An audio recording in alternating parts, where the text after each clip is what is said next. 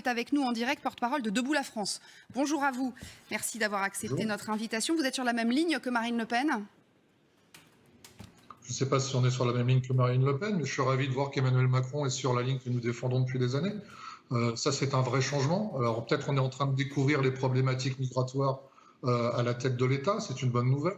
Maintenant, je constate qu'effectivement, s'il n'y a pas d'identité entre la notion de migrant et la notion de terroriste, les terroristes qui ont sévi sur notre sol depuis des années sont pour la quasi-totalité issus de l'immigration. Ça, c'est le premier point. Ensuite, sur le problème des flux migratoires, c'est Gérard Collomb qui avait trouvé le terme il y a quelques années maintenant de submersion.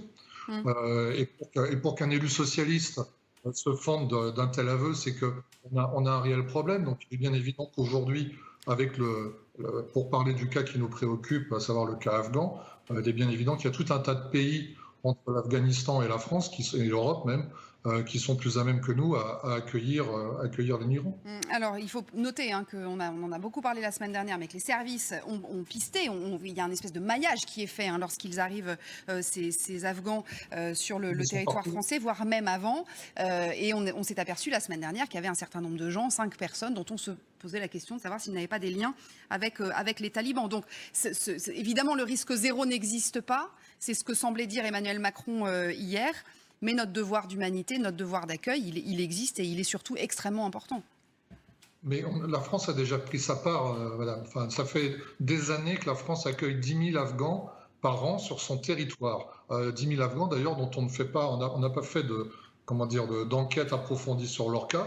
Donc, on ne sait pas exactement quelle est la population que l'on a accueillie. Et en plus de ça, je ne connais pas le chiffre des refoulés au droit d'asile, mais la moyenne nationale, je crois, est de l'ordre de 90% des refoulés qui restent sur notre sol. Donc tous ces Afghans qui sont rentrés sont restés sur notre sol. On vient d'en accueillir 2600 supplémentaires, dont je ne connais pas la caractéristique. Et quelle que soit l'issue de leur dossier de demande d'asile, on sait d'ores et déjà qu'ils resteront tous sur notre sol. Et le problème est là.